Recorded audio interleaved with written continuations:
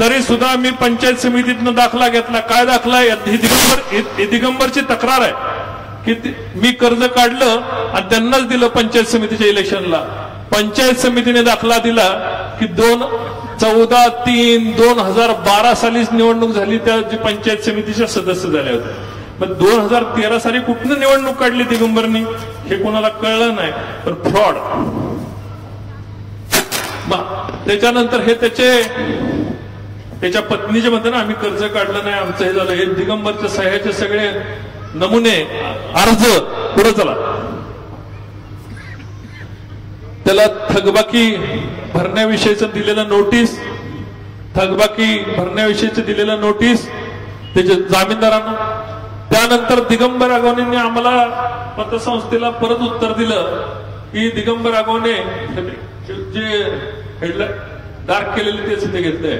दिगंबर रोहिदास अगवणे उत्तराने कळत आपल्या मार्फत 15 जून 2021 मध्ये कर्ज वसुलीचे नोटीस मिळाले. नोटीसीमुळे मला 1 कोटी रुपये रक्कम घेतल्याचे नमूद केले. कर्ज रक्कम 58 लाख रुपये व त्यावर व्याज 46 लाख ही मागणी केली. वास्तविक पतसंस्थेवरती नमूद केलेले कर्ज घेतले नव्हते.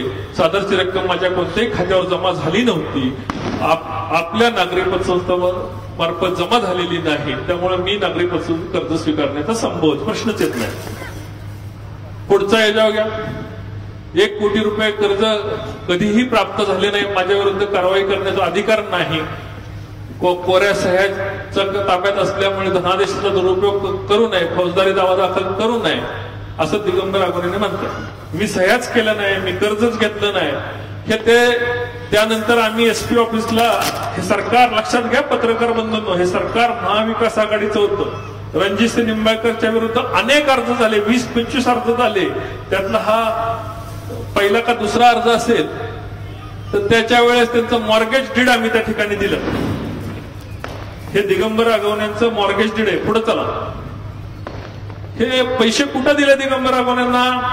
सातारा जिल्हा मध्यवर्ती बँकेमध्ये चेकने दिले आणि दिगंबर अगवणेंनी ते पैसे अशा पद्धतीने चेकने काढून दिले. हे मी म्हणत नाही. रामराजे नाईक निंबाळकर ज्या बँकेचे डायरेक्टर आहेत, त्या डायरेक्टर असणाऱ्या बँकेमध्ये हे चेक दिला होता. इथून त्यांनी टप्प्याटप्प्याने पैसे काढून दिले होते. मी पैसेच घेतले नाही. आता त्यांच्या खात्यातनं त्यांनी 5 चेकद्वारे पैसे काढून दिले. आम्ही नेऊ शकतो का? पुढं त्या पावत्या बँकेचं स्टेटमेंट आहे, सातारा जिल्हा मध्यवर्ती बँकेचं. पुढं मग यांनी न्यायालयात आमच्या विरुद्ध दावा केला. रणजितसिंह निंबाळकर संपूर्ण संचालक मंडळ की हे खासदार आहेत, हे ते अमकय तमकय, आणि मग माझ्यावरनं खोटं प्रकरण करतात, न घेता पैसे लादले म्हणून न्यायालयाने चौकशीच्या अंती 156(3) खाली तक्रार दाखल घेऊन तपास करावा असे आदेश दिले. ह्यांच्या ह्या तक्रारीवर, हे दिगंबर अगवणेंची तक्रार, नंतर आपापसात संघटन करून 1 कोटी रुपये तत्काळ मंजूर केले वगैरे वगैरे वगैरे. पुढे घ्या. ही त्यांची दिगंबर अगवणेंची तक्रार आहे. त्याच्यानंतर FIR दाखल झाला संचालक मंडळाच्या विरुद्ध माझ्यासहित. तत्कालीन मी संचालक असं त्यावेळेस नव्हतो, पण त्याच्या आधी संचालक होतो. माझ्यावर FIR दाखल झाला. पुढं नंतर मान्य न्यायालयाने जी चौकशी केली, पोलिसांनी चौकशी नाही केली. पोलिसांना जाब जबाब विचारले आणि जाब जबाबामध्ये न्यायालयाने त्याची बिसमरीची ऑर्डर पास केली. काय केली? बिसमरी म्हणजे खोटा गुन्हा दिगंबर अगवणेंनी दाखल केलेला आहे आणि त्यांना 183 अंतर्गत त्यांना शिक्षेसाठी ठेवलेलं आहे. आता सुद्धा शिक्षेसाठी ठेवलंय, कधीही शिक्षा लागू शकते. जे पतसंस्थेवर आरोप केले त्याला न्यायालयाने त्याचं मत ऐकलं, आमच्यावर गुन्हा नोंद करायला लावला, चौकशी केली आणि नंतर बिसमरी ऍक्ट. आणि ही तारीख आपण सगळ्यांनी तारीख बघावी. 26/2/22 काहीतरी तारीख आहे. सरकार महाविकास आघाडीचं होतं, देवेंद्रजींचं सरकार नव्हतं. श्रीमंत रामराजे सभापती होते. पुढं ही ऑर्डर आहे. पुढं चला. ठीक आहे. बी फायनल ऍक्सेप्टेड. JMFC न्यायालय फलटण. पुढे चला. त्याच वेळेस पोलीस खात्यामध्ये मला 21 वेळा बोलवलं, कारण सरकार त्यांचं. आर्थिक गुन्हे शाखेने माझी चौकशी केली. त्या चौकशीमध्ये गैरअर्जदाराचं म्हणणं, अर्जदाराचं म्हणणं, हे आमचं म्हणणं, हे अर्जदाराचं म्हणणं, आणि चौकशीतली वस्तुस्थिती काय आहे? अर्जदार यांनी 1 कोटी रुपयाचा आरटीजीएस द्वारे घेतलेले आहेत, रक्कम घेतल्याचे मान्य करतात, पण वीज कंपनी कोजन यासाठी दिला अशी पुढवाढ विचारत रक्कम उत्तर दिली, परंतु तसं न करता वैयक्तिक खात्यावर सदर आयुर ट्रेडर अर्जदार यांना थकीत बिलापोटी वर्ग करून देण्याचे रेकॉर्डर उपलब्ध केले. अर्जदार यांच्या पैशाचा व्यवहार एकमेकांच्या संगनमतीने झाला. अर्जदारांनी पैसे स्वीकारले. कारखान्याच्या बिलापोटी खात्यावर गैरअर्जदारांनी भरले. फौजदारी गुन्ह्याचा प्रकार दिसून येत नाही. त्यांनी सांगितलं की त्या दरम्यानच्या काळामध्ये काय झालं होतं की त्यांनी 65 लाख रुपये बॅगॅससाठी भरले होते आणि 65 लाखातले फोनवरूनच सांगितलं आम्हाला की तुम्ही मला काय बॅगॅस नकोय, कुठनं तरी कर्ज मिळालं होतं, बॅगॅस नकोय, पैसे 59 लाख रुपये भरा. त्याच्यावर वेगळा आरोप केला की 59 लाख रुपये माझे परस्पर माझ्या कर्ज खात्यावर भरले, आमच्या नाही त्याच्याच कर्ज खात्यावर भरले होते, तरी सुद्धा आरोप केला होता. तक्रारी पुढं. आता त्यानंतर आरोप केला होता की 7 ते 8 कोटी रुपयाची खोटी बिलं आम्हाला मारली कारखान्याने. कारखान्याने त्यांचा 5 कोटी 72 लाख रुपयाचा चेक न्यायालयामध्ये भरला होता.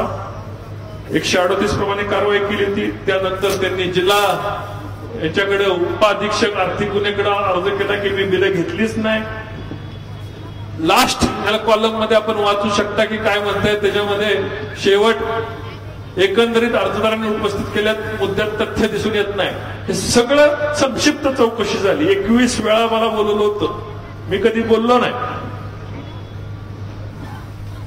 पुढं तेच ते म्हणतात की आमच्या जमिनीवर 226 कोटी रुपये कर्ज काढलं. ते पिंपळवाडी इथे सेंट्रल बँक इथे लास्ट पॅरेग्राफ होता. बोजा गरदार विनंतीनं आर्थिक 19-20 मध्ये चढवला होता. 22 मध्ये सेंट्रल बँक ऑफ इंडियाने रेकॉर्डवर प्राप्त आहे. अर्जदार कारखान्याचे व्हाईस चेअरमन भागीदार कोणतंही आश्वासन दिलं नव्हतं. एकंदरीत अर्जदारांनी उपस्थित केलेल्या मुद्द्यात तथ्य आढळून येत नाही. त्याच्या वेळेस ही सरकार महाविकास आघाडीत होतं. चलो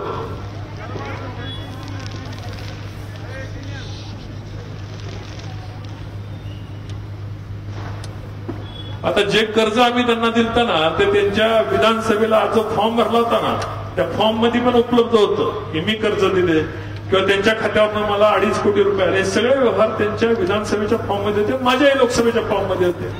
तेच ते म्हटले की पैसेच घेतले नव्हते, मिळालेच नव्हते. तर दिगंबर अगवणेच्या अॅफिडेव्हिट मध्ये हा 81 लाख रुपये बॅलन्स स्वराजपासून सुद्धा दिसत होता. हे तपासणी अधिकाऱ्यांनी त्या ठिकाणी म्हटलेले. पुढं आता दिगंबर अगवणेंनी माझ्यावर आरोप काय केला हे सगळं टिकना. मग सर्वात मोठा आरोप ह्याच्यापेक्षा झाला. काय आरोप केला की 2000 रणजितसिंह हिंदुराव नाईक निंबाळकर 2019 साली माढा मतदारसंघातून निवडून आलेले आहेत. सगळ्यांनी वाचा. कुटुंबियासोबत महालक्ष्मी दर्शनासोबत जायचं ठरवलं होते. त्यांची गाडी नादुरुस्त झाली, माझी गाडी नादुरुस्त झाली असल्याने माझी फॉर्च्युनर टोयोटो गाडी भाड्याने नेली. 5 ऑक्टोबर 2019 रोजी महालक्ष्मीसाठी जायचे होते. व्यक्तिगत गाडी नादुरुस्त झाल्यामुळे माझी टोयोटो गाडी 4 ऑक्टोबर रोजी मागितली. अडचणी वास्तव विनंती वास्तव मी माझी गाडी 4,970 रुपये भाडे तत्वावर दिली. दिगंबर अगवणेला ज्याला विधानसभेला आम्ही सहकार्य केलं त्यांनी त्याची गाडी आम्हाला भाड्याने दिली. माझ्याकडे एवढ्या गाड्या आहेत, याची गाडी भाड्याने घेऊन गेलो मी. रणजितसिंह निंबाळकर ही राजकीय व्यक्ती असून भरपूर मनुष्यबळ आहे, राजकीय पाठबळ असल्यामुळे माझी वेळोवेळी फसवणूक करत आहे. तसे मी त्यांना तसे सांगेल तर मला जिवंत सोडणार नाही अशी धमकी दिली. त्यांच्यापासून माझ्या कुटुंबाला धोका आहे. माढा लोकसभेचे खासदार रणजितसिंह निंबाळकर यांनी त्वरित गुन्हा दाखल करून न्याय मिळावा. कोण म्हणतंय? दिगंबर अगवणे. कितीची तक्रार आहे? पत्रकार बंधूंनी वाचलं का? 4,000. आता ही तक्रार तरी मी मान्य करतो, पलीकडची तक्रार तर त्याच्यापेक्षा गंभीर आहे. माढा लोकसभेचे खासदार रणजितसिंह नाईक निंबाळकर यांनी पेट्रोल चोरी केली.